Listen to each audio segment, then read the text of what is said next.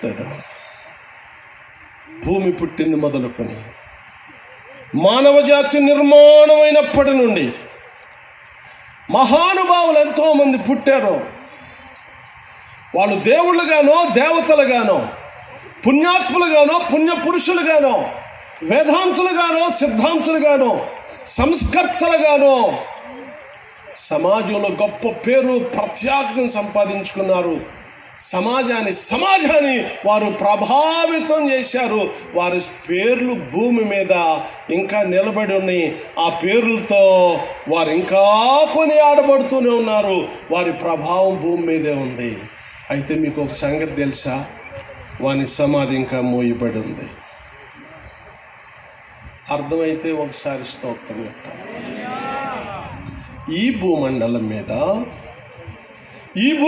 మీద మీరు ఏ దేశానికైనా వెళ్ళండి, ఈ భూమండలం మీద మీరు ఏ పట్టణానికైనా వెళ్ళండి, ఈ భూమండలం మీద మీరు ఏ ప్రాంతానికైనా వెళ్ళండి, పుణ్య పురుషులు అనబడిన వారు, పురుషోత్తములు అనబడినటువంటి వారు, సమాజాన్ని ప్రభావితం చేసినటువంటి వారు, ఏలినటువంటి వారు, వారి ముద్రలు భూమి మీద వేసినటువంటి వారు ఎంతోమంది ఉన్నారు. అందరూ చచ్చిపోయారు.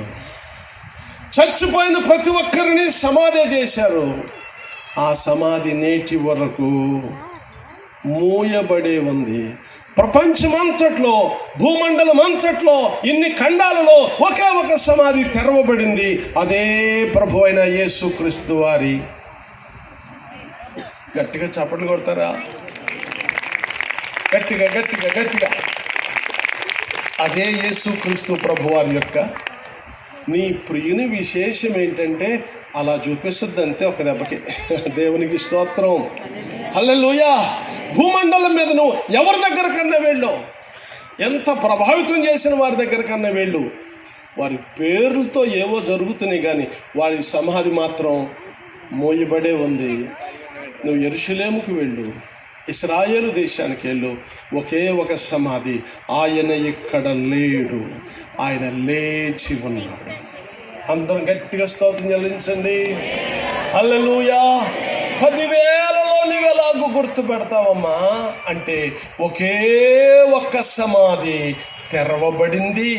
అదే ప్రభు అయిన యేసుక్రీస్తు వారి యొక్క సమాధి.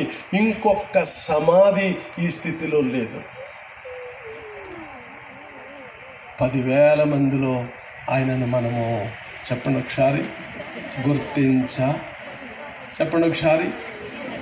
మరణము అందరినీ బంధించింది. మనకు తెలుసు అప్పుడే